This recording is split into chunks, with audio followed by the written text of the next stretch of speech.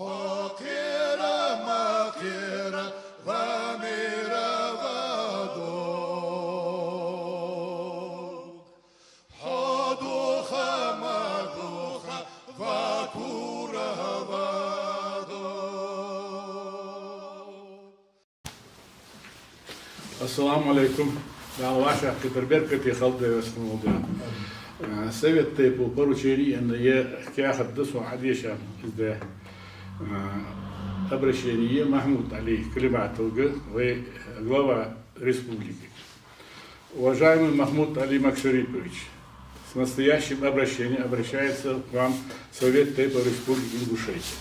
Хотим на конкретных примерах обратить ваше внимание на серьезность складывающейся ситуации во всех сферах деятельности республики за последние 10-15 лет. В Ингушетии ежегодно достигают совершеннолетия от 9 до 12 тысяч человек, а обеспеченность рабочими местами не повышается. Даже в 1931 году Ингушетия имела 17 промышленных предприятий. Большинство их, конечно, располагалось во Владикавказе. 2 предприятия располагалось в Базоркине. В 1931 году в Ингушетии началось строительство Базоркинского концерного завода.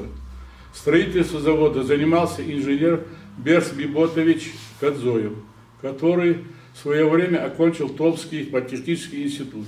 Завод был введен в эксплуатацию в 1933 году.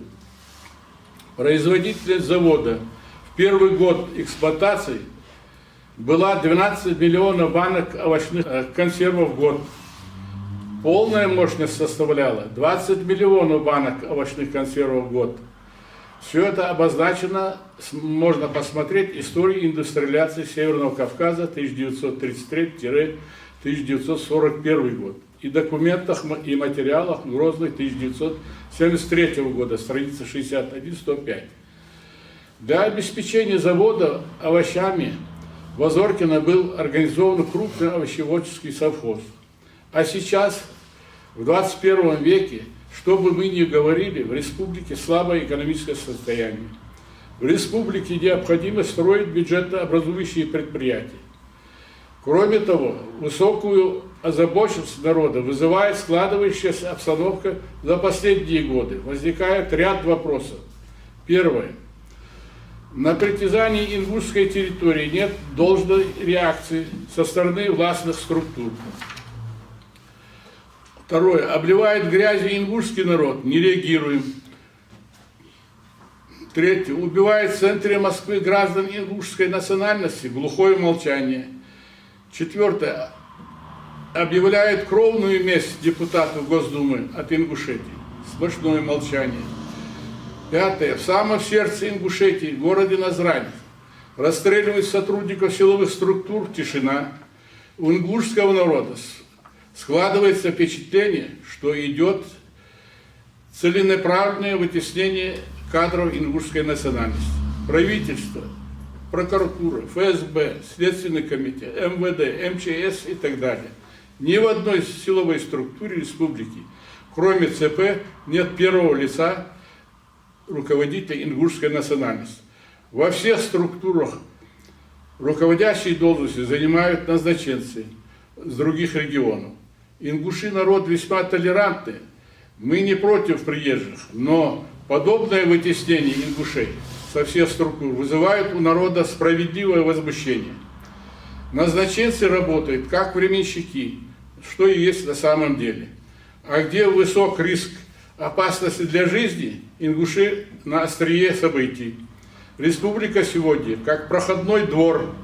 Нет ни одного поста ГАИ с сопредельными регионами. Мы не призываем огораживаться и закрываться от соседних регионов.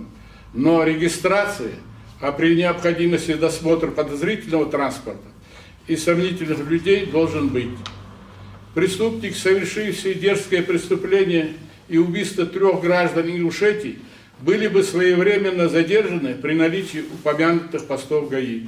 Большую тревогу, кроме этого, у народа республики вызывает состояние федеральной автодороги на территории Ингушетии от селения Яндри до пригородного района. Все вышеуказанное наталкивает людей на мысль, что руководство республики проявляет слабость, безразличие к своему народу. Народ Ингушетии желает иметь в республике ответственную, достойную, предсказуемую власть. Спасибо за внимание.